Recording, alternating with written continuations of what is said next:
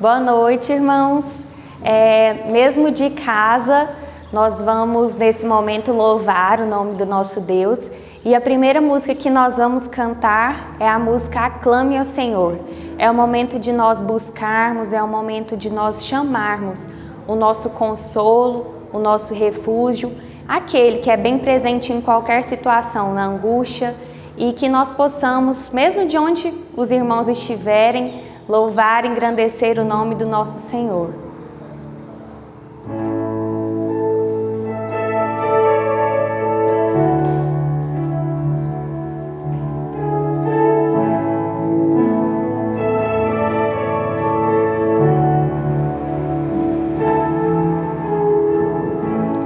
Meu Jesus, Salvador, outro igual não há. Todos os dias quero louvar as maravilhas de teu amor. Consolo, abrigo, força e refúgio é o Senhor. Com todo o meu ser, com tudo que sou, sempre te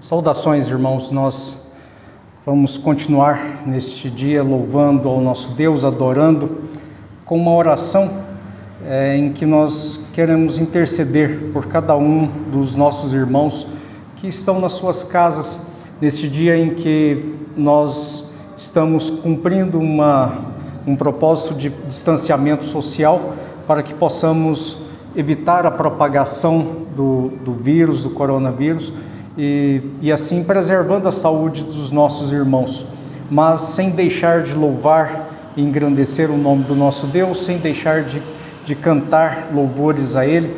E por isso nós agradecemos a nossa irmã Ana Carolina, o irmão Gustavo, que aqui estão conosco, nos conduzindo neste dia, nesse período de louvor ao nosso Deus. Oremos. Pai de amor, nós te louvamos, bendizemos o teu santo nome pela tua graça, pela tua bondade, pela grandeza do teu poder. Sabemos, ó Pai, que todas as coisas acontecem neste mundo com a sua permissão, mas nem tudo sabemos que é da tua vontade. Sabemos, ó Pai, que o homem sofre, o homem padece, o homem perde a sua vida, mas em consequência do pecado que entrou no mundo. Nós sabemos que o teu propósito, aquilo que o Senhor prepara para nós, são dias de paz, são dias em que não haverá choro nem pranto, são dias em que nós seremos plenamente sustentados por Ti. Mas te pedimos, ó Pai, que o Senhor possa nos sustentar aqui neste mundo. Sabemos que a nossa vida devemos a Ti, o nosso sustento devemos a Ti. E por isso nós te pedimos, ó Pai, que o Senhor nos acrescente tudo aquilo que nós precisamos.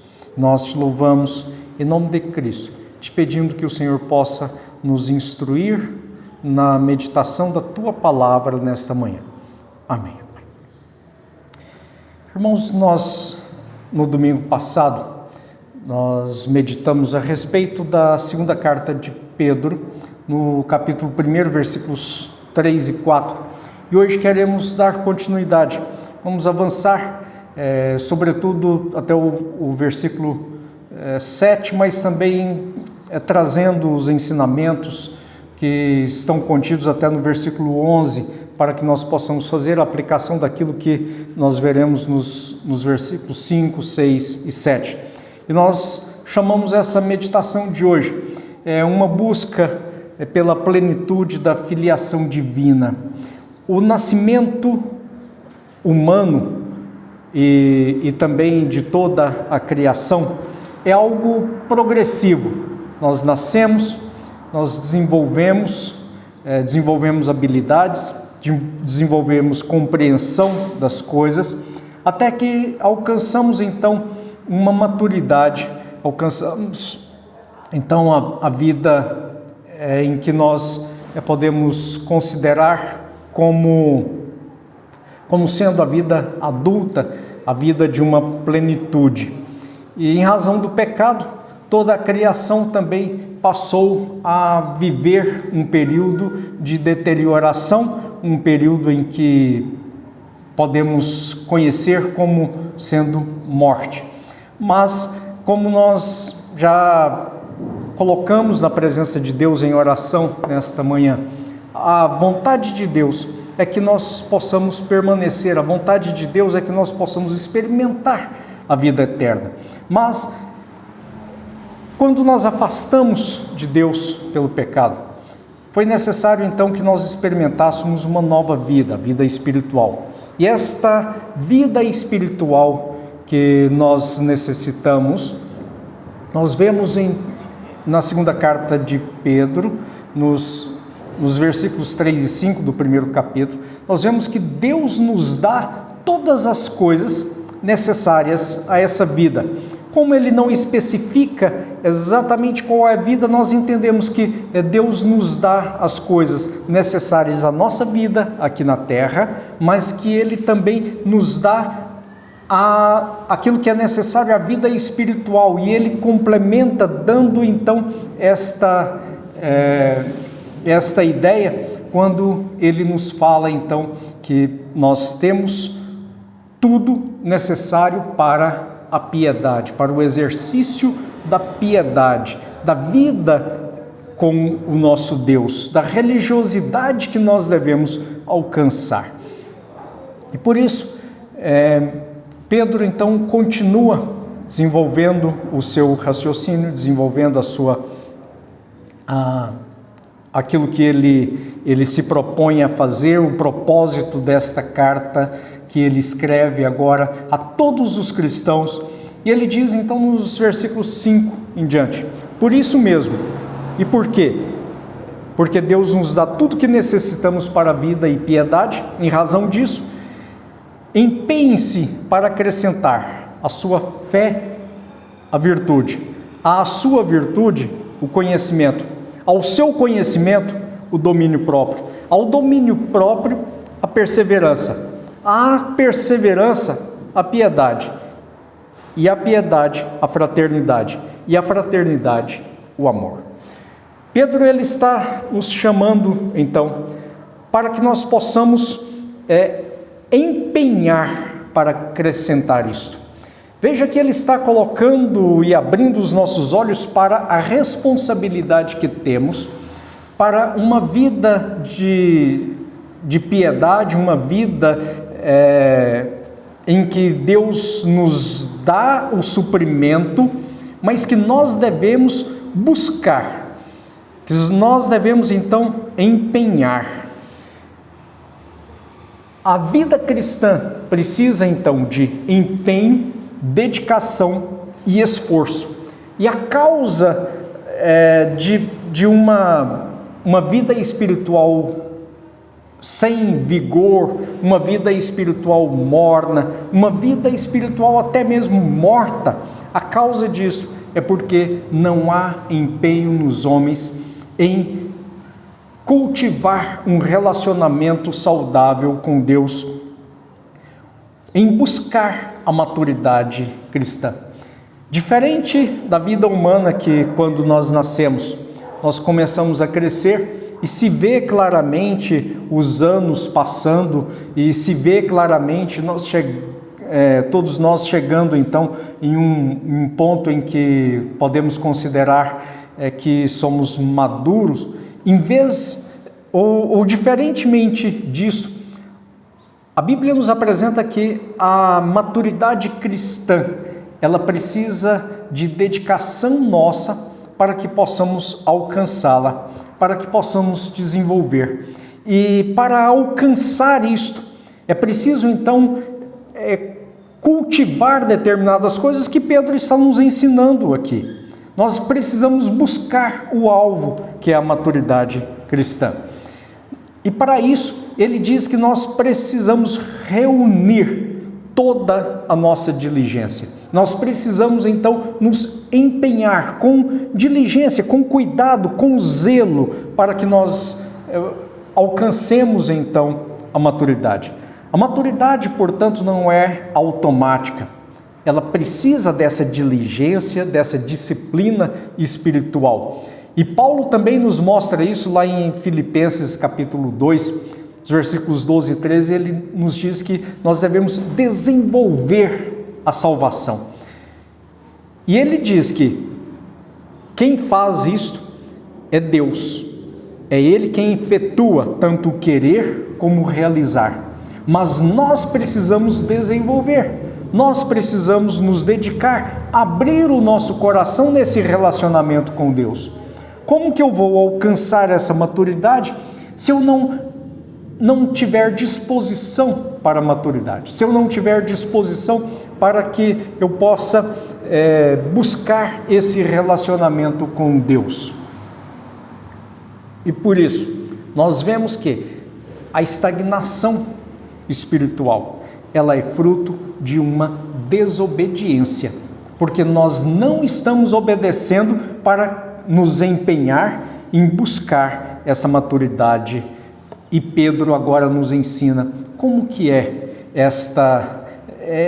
esse empenho, como que deve ser esse empenho, em que deve ser o nosso empenho. E ele diz então para nós associarmos, e ele vai dizer o que é que temos que associar.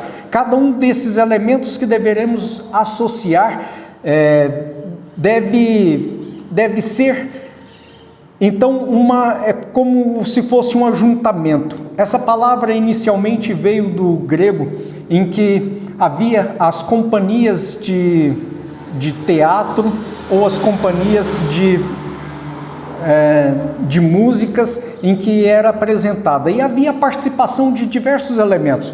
A participação de um artista que queria fazer uma grande obra e ele se empenhava para isso, e ele chamava então outras pessoas para que pudessem estar ali, como se fosse uma grande orquestra.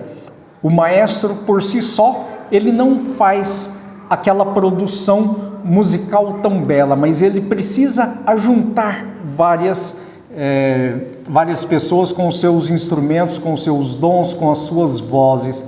E ali então, nessa associação, havia aquele ajuntamento com o empenho, mas não era somente isso. Era caro apresentar uma grande peça teatral, assim como até hoje ainda é caro. É caro ajuntar um grande número de instrumentistas para executar uma peça. E por isso precisava de alguém com disposição de fazer um aporte financeiro, de subsidiar, de custear todas aquelas despesas. E essa associação, ela veio exatamente para esta pessoa, que vinha com o seu aporte financeiro, custeando então todas as despesas daquele artista que se propôs a compor essa grande obra. E esta associação então mostra que ele colocava com disposição de liberalidade e também em grande quantidade, ou pelo menos em quantidade suficiente para suprir todas aquelas necessidades. E eram conhecidas aquelas pessoas que faziam isto. E o teatro era dado pelo governo, mas o custo daquela produção ficava por conta dessa pessoa. E também passou a ser empregado em relação àqueles que se juntavam para compor aquela peça artística. E assim, Pedro está dizendo, olha, associai, dê o melhor de si, junte essas qualidades, tenha o empenho de dar aquilo que é necessário para essa produção. Por isso, essa receita de Pedro exige diligência, associação dos elementos certos, dos elementos necessários, e exige também a quantidade suficiente para que possa alcançar o seu objetivo. E por isso ele diz, associai com a vossa fé a virtude. Lá no segundo versículos do capítulo 1, na introdução da carta, Pedro está nos falando então sobre a nossa fé que deve ser na justiça de Cristo Jesus, na justiça dada, reconhecida por Deus através de Cristo Jesus. E essa fé, então, não é qualquer fé, é a fé em Cristo Jesus, é a fé na justiça de Deus. Se não for a fé na justiça de Deus, esta não é a fé necessária para essa grande composição que Pedro está nos apresentando. Por isso, esta fé, ela deve ser aquela fé em que o cristão caminha neste mundo. E ele caminha de fé em fé. Ele vive pela fé. E ele é salvo pela fé. A fé na justiça de Deus. Agora, para conhecer esta fé, é por isso que ele vem numa gradação, poderia ser aqui associado à fé o conhecimento, mas ele resolve primeiro colocar a virtude. Por quê? Porque esse conhecimento básico para a salvação, da fé na justiça de Deus, ela já existe em nós. E agora nós devemos então associar a virtude. Mas esta virtude, ele demonstra algo excelente, algo muito bom, algo suficiente. Alguém que é honesto, mas ele resolve não ser completamente honesto. Diz-se que é honesto, mas que ele pega as coisas dos outros, ele não é tão zeloso com aquilo que está próximo a ele. Digamos então que ele é meio honesto, não resolve. Por isso que numa virtude precisa de excelência, ele precisa ser completamente honesto e ele precisa se apresentar honesto nessa virtude. Nós estamos falando aqui da virtude cristã, que é diferente da virtude humana. Um comentarista, Warren Wiersbe, ele diz o seguinte: olha, essa virtude não se relaciona a lustrar qualidades humanas para que aquilo que é plenamente humano possa parecer excelente e ser apresentado.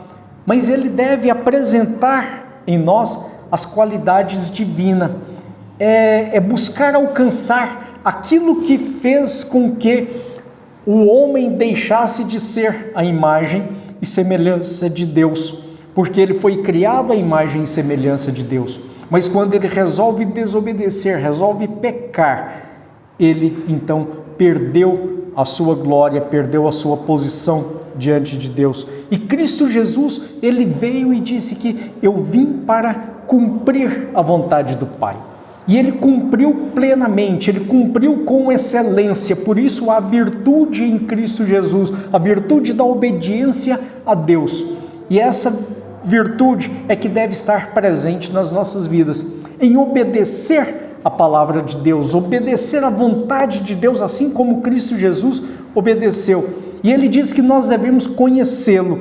E quando nós conhecemos, então Pedro diz que nós devemos associar a essa virtude o conhecimento. Porque somente pelo conhecimento de Deus, a vontade de Deus plenamente daquilo que é a mente de Deus, a mente de Cristo Jesus revelada na sua palavra, é que nós então temos esse conhecimento para que nós possamos associar a virtude, porque aí então nós vamos praticar, andar segundo a vontade de Cristo Jesus, a vontade de Deus. E esse conhecimento, ele é traduzido a partir do termo gnosis.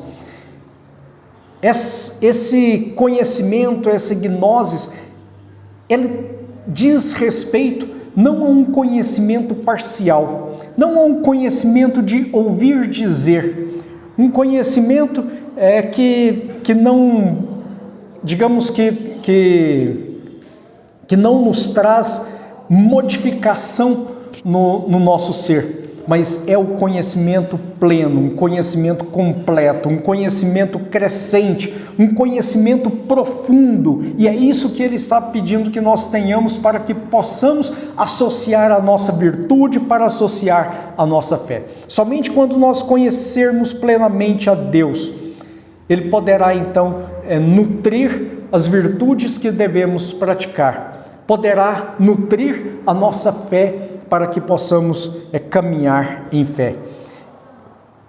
E esse conhecimento, então, ele não é apenas o conhecimento intelectual, não é apenas o conhecimento de poder explanar a respeito de Deus, mas é o conhecimento experimental. É como se fosse algo relacionado ao nosso paladar.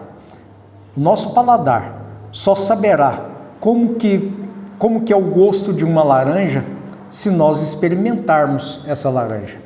Por mais que alguém explique como é uma laranja, jamais saberemos. Assim é o conhecimento de Deus. É um conhecimento experimental. Jamais saberemos como é ter um relacionamento, uma comunhão com Deus, se nós não tivermos, se nós não experimentarmos. Não adianta eu explicar aqui como é isto. Por isso, nós precisamos experimentar o nosso Deus. tem a ver então com a capacidade de nós lidarmos da forma certa e adequada com o nosso Deus. Esse conhecimento precisa estar presente nas nossas vidas. E assim poderemos então experimentar aquilo que o salmista descreveu lá no Salmos 19. A lei do Senhor é perfeita e restaura a alma. O testemunho do Senhor é fiel e dá sabedoria aos simples. Os preceitos do Senhor são retos e alegram o coração. Os mandamentos do Senhor é puro e ilumina os olhos. O temor do Senhor é limpo e permanece para sempre. Os juízos do Senhor são verdadeiros e inteiramente justos. O salmista está falando de algo que, ora, os mandamentos de Deus são muito bons. E ele começa a dizer então que são mais desejáveis do que o mel depurado. São mais preciosos do que o ouro refinado.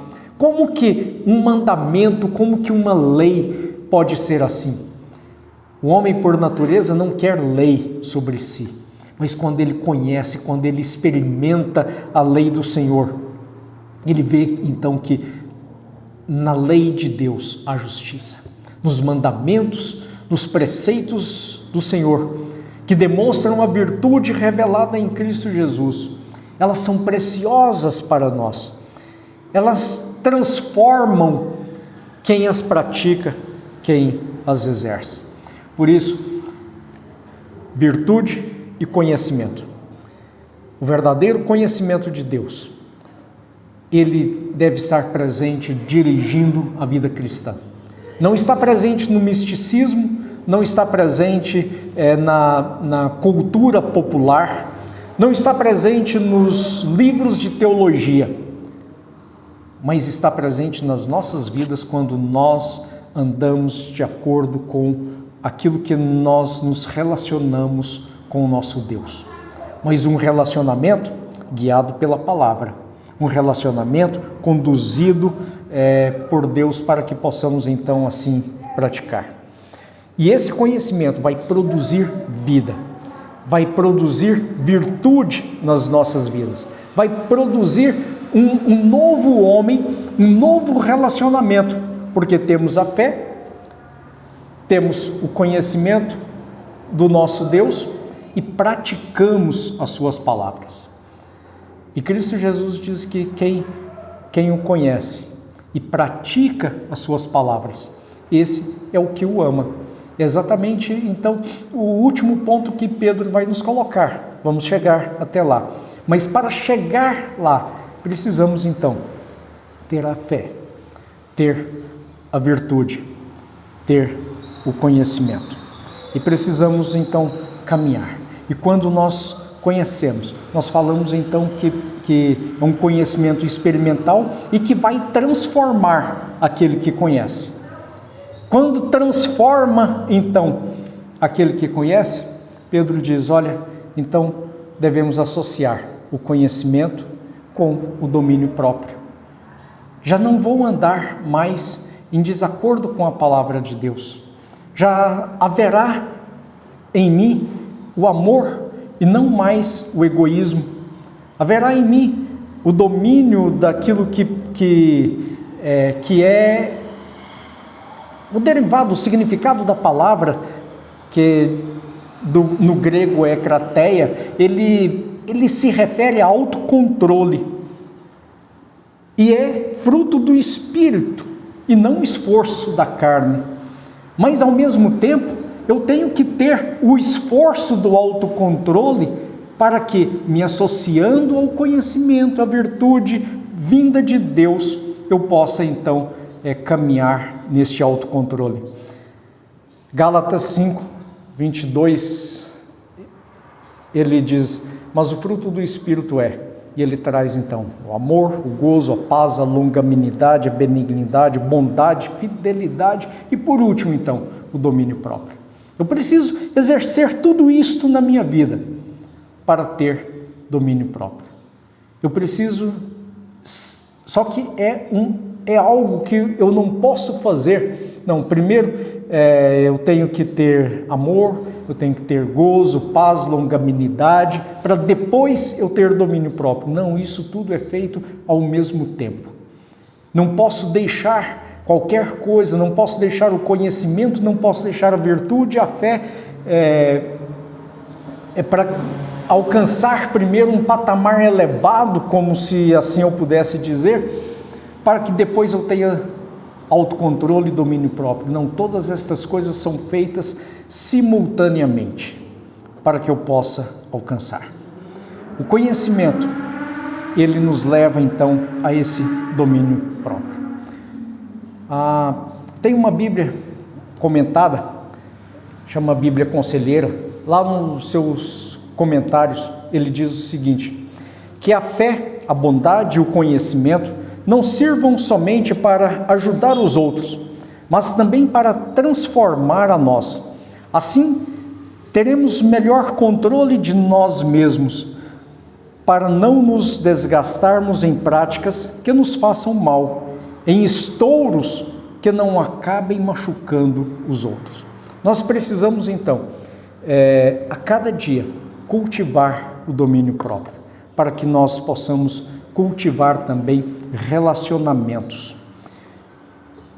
E isto tem que ser associado ao que Pedro nos diz, então, à perseverança.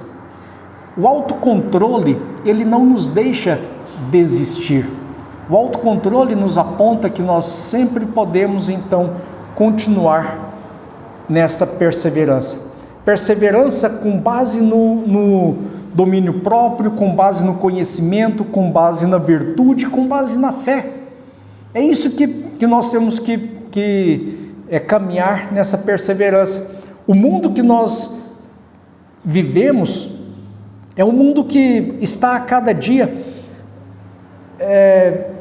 nos colocando em circunstâncias em que nós sofremos, em que nós lamentamos, em que nós choramos. Aqui nós lutamos e nós muitas vezes vemos as nossas forças diminuírem, as nossas forças se acabarem, porque nós olhamos para o alto, vemos o céu que vemos no dia a dia, mas não vemos a Deus. Olhamos para os céus, clamamos e não ouvimos a voz audível de Deus. Isso muitas vezes nos faz perder essa perseverança. Mas quando nós então associamos tudo aquilo que Pedro nos ensina, a fé, a virtude, o conhecimento, quando nós conhecemos verdadeiramente este Deus, nós sabemos que Deus tem preparado um lugar para nós. E assim como Cristo diz lá em Apocalipse 2:10, "Sê fiel até a morte, e dar-te-ei a coroa da vida." Nós precisamos então desse domínio próprio, fazendo como o autor de Hebreus nos diz, Hebreus 12:2, olhando fixamente para o autor e consumador da nossa fé. As circunstâncias podem ser das mais difíceis para nós, mas vamos olhar para o autor e consumador da fé. Ainda que nos céus nós possamos ver nuvens, possamos ver raios, possamos ouvir trovões, mas sabemos que pela fé há um Deus que domina todas essas coisas. Há um Deus que está nos céus. Não nestes céus que nós olhamos, mas há um lugar em que Ele está. E de lá, do seu alto e sublime trono, Ele olha para nós. Ele olha para a terra e busca aqueles que estão perseverando. Ele olha para essa terra e busca aqueles ele busca encontrar aqueles que buscam a justiça, que cultivam a fé, que cultivam essas virtudes, para que nós possamos assim fazer. O autor de Hebreus, neste trecho em que nós lemos, ele diz respeito a Jesus. Ele diz, olhando fixamente para o autor consumador da fé, Jesus, o qual, por causa do júbilo que lhe fora proposto, suportou a cruz, desprezando a vergonha, e assentou-se à direita de Deus. Veja que ele está dizendo, olha, Jesus veio para este mundo, e ele sofreu, foi homem de dores, foi crucificado, sofreu afrontas, foi alvo de zombaria, de escárnios, mas ele suportou tudo isto, até mesmo as perseguições dos fariseus, por causa do júbilo que havia sido proposto a ele. Deus disse a Jesus, vá, se entregue, morra na cruz, salve os homens, volte, e eu te darei toda a glória dos céus. E Jesus, ele, por causa deste júbilo que foi proposto a ele, ele veio e cumpriu, suportou essa cruz, desprezou toda a vergonha que ele sofreu, mas se assentou à direita de Deus.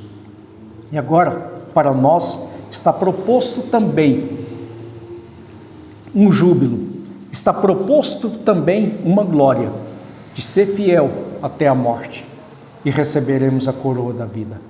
Essa mesma coroa que Cristo Jesus recebe sentado à direita de Deus, nós também haveremos, e já estamos até naquilo que, conforme Paulo nos ensina na carta aos Efésios, nós já estamos assentados à destra de Deus em Cristo Jesus, porque nós já somos participantes desse júbilo que foi proposto a Cristo Jesus. Através da fé, nós nos tornamos participantes, e por isso nós devemos ter essa perseverança, a perseverança de ser fiel até a morte. Somente a fé, o conhecimento, a virtude, o domínio próprio, a perseverança podem abrir os nossos sentidos para as manifestações divinas, para o entendimento da palavra de Deus, para a comunhão com este Deus. E devemos então saber que somente através de uma fé madura nós podemos passar por dificuldades e dizer, assim como o salmista, no Salmos 45:2, por que estás abatida, ó minha alma? Por que te perturbas dentro de mim?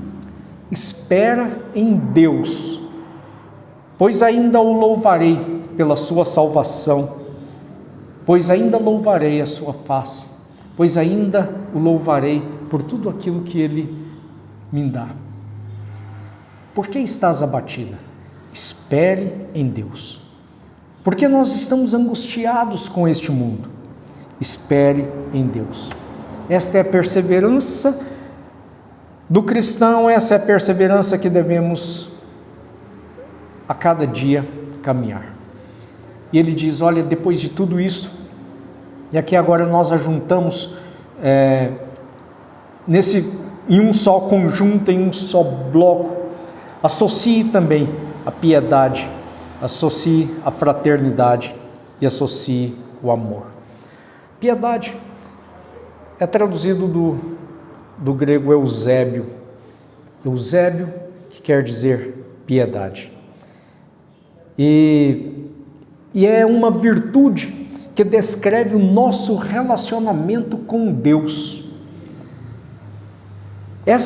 A piedade, o exercício da religiosidade da forma correta, vai mostrar o nosso relacionamento com Deus.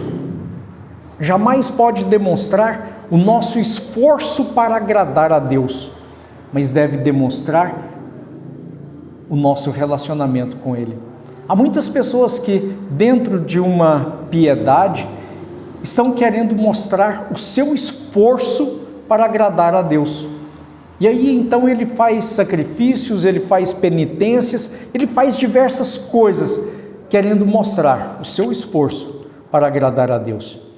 Mas, através da verdadeira piedade, nós devemos demonstrar nosso relacionamento com a fé, com a virtude, o nosso relacionamento com o nosso conhecimento de Deus. E devemos demonstrar, então, como que Deus tem transformado as nossas vidas. É isso que deve acontecer. Ela é a consciência prática, então, da vontade de Deus sendo manifesta nas nossas vidas. E ela vai manifestar de que forma? Com amor ao próximo, com o nosso relacionamento da fraternidade com os nossos irmãos. Ela vai demonstrar a nossa fé, o nosso conhecimento, o nosso domínio próprio, em execução neste mundo, perfeitamente sendo executada neste mundo. E por isso, então, é que será a nossa piedade, a nossa religiosidade para com Deus vai ser manifesta então nessa fraternidade. Somos chamados então para amar o próximo como se ama a um irmão de sangue. O irmão de sangue nós amamos não pelas virtudes dele, mas nós o amamos apesar de todos os seus defeitos. E assim nós somos chamados então para amar os nossos irmãos da igreja, não pelo que eles têm de bom, mas apesar do que eles têm de ruim que nos desagrada. E por isso a fraternidade deve estar presente na igreja. E ela é um mandamento. Em Hebreus capítulo 13, no primeiro versículo nós podemos ver: permaneça o amor fraternal. Que exista o amor fraternal dentro de nós.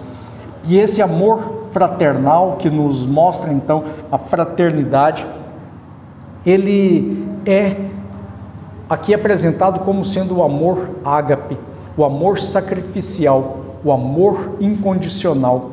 E foi o amor demonstrado por Jesus na cruz. Da mesma forma que Cristo Jesus amou e se entregou por nós, dedicou toda a sua vida a nós, nós devemos também amar uns aos outros e entregar a nossa vida, como nos diz 1 João, no capítulo 3:16. Esse amor é a prova irrefutável que nós somos discípulos de Cristo Jesus. Em João 13:34, ele nos fala que se nós amamos uns aos outros, e isto prova que nós somos discípulos. E ele nos diz então que um novo mandamento vos dou, que vos ameis uns aos outros, como eu vos amei a vós, que também vós uns aos outros vos ameis. E então ele conclui: nisto conhecerão que sois meus discípulos, se vos amardes uns aos outros.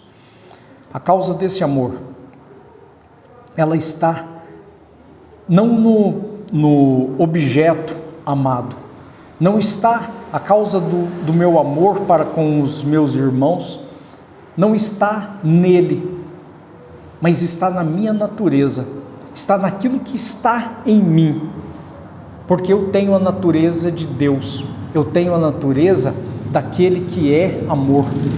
Muitas vezes nós falamos, Deus é amor, e não pensamos que, se nós somos filhos de Deus, a nossa natureza deve ser a natureza do amor. E agora, como resultado de tudo isso, quando nós associamos tudo isso, praticamos tudo isso, Pedro diz então qual é o resultado da maturidade. Os versículos 8 a 11 da segunda carta de Pedro, primeiro capítulo, ele diz: porque se essas qualidades existirem e estiverem crescendo em suas vidas, ou seja, se nós estivermos então a cada dia aumentando essas qualidades nas nossas vidas, elas impedirão que vocês, no pleno conhecimento do nosso Senhor Jesus Cristo, sejam improdutivos. Veja que Jesus nos manda para que nós possamos ir e dar frutos. Ou seja, que possamos ser produtivos. E para nós sermos produtivos, Pedro está nos ensinando: olha, tudo isso seja praticado por vocês. A fé, a virtude, o conhecimento, a piedade, o amor fraternal, o amor, tudo isso existe em vocês e em abundância. E se isso acontecer, mesmo que vocês tenham, então, um momento em que estejam vivendo neste mundo como pecadores, poderão demonstrar, então, que estão produzindo vida, produzindo aquilo que vem de Deus. Ele continua dizendo: ora, todavia, se alguém não as tem, ou não tem essas qualidades, está cego, só vê o que está perto, esquecendo-se da purificação dos pecados antigos. Olha, se alguém então não pratica essas coisas, ele é como um míope, só vê aquilo que está bem perto.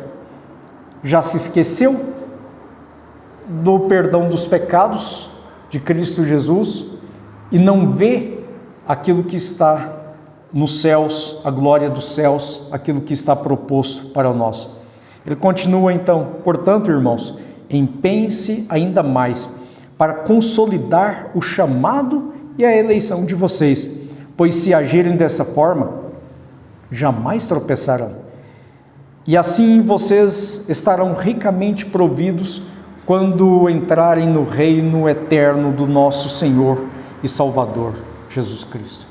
Ora, ele diz então, quando vocês chegarem o momento de serem transformados em glória, vocês já estarão ricamente providos, vocês já estarão quase que perfeitos, já estarão desenvolvendo a santidade a qual Deus chamou para que nós possamos ter. Nós já temos ensinado que a santidade diz do estado posicional, separados para Deus, mas que nós devemos desenvolver essa santidade, e aqui está a receita de Pedro para nós desenvolvermos essa santidade, para que nós possamos estar então na presença de Deus. Assim então, nós como igrejas do Senhor Jesus Cristo, devemos a cada dia buscar desenvolver todas essas coisas, desenvolver tudo aquilo que o Senhor Jesus nos chama, para que nós possamos então associar a nossa fé, associar as virtudes vindas de Cristo Jesus, associar o conhecimento do próprio Deus, do Senhor Jesus Cristo, associar o domínio próprio através do conhecimento do nosso Deus, um conhecimento experimental, um conhecimento que modifica as nossas vidas. Associar a perseverança no conhecimento, a perseverança na prática daquilo que nós aprendemos. Associar a piedade, a fraternidade e o amor para com a nossa igreja local e para com aqueles que estão próximos, mesmo que não sejam conhecidos, cumprindo o mandamento de Deus: amai uns aos outros. Que Deus possa nos abençoar. Vamos orar. Pai de amor, louvamos, bendizemos a Ti, ó Deus, por tudo o que o Senhor tem nos dado, por tudo aquilo que o Senhor tem nos ensinado. Nos ensine a praticar aquilo que aprendemos e que a palavra do Senhor esteja sempre nos nossos corações e que ela seja preciosa para nós. Que os Teus mandamentos estejam presentes nas nossas mentes e que eles sejam desejáveis a nós. E que tudo isso, Pai, possa nos transformar a cada dia como luzeiros neste mundo. É a nossa oração. Amém.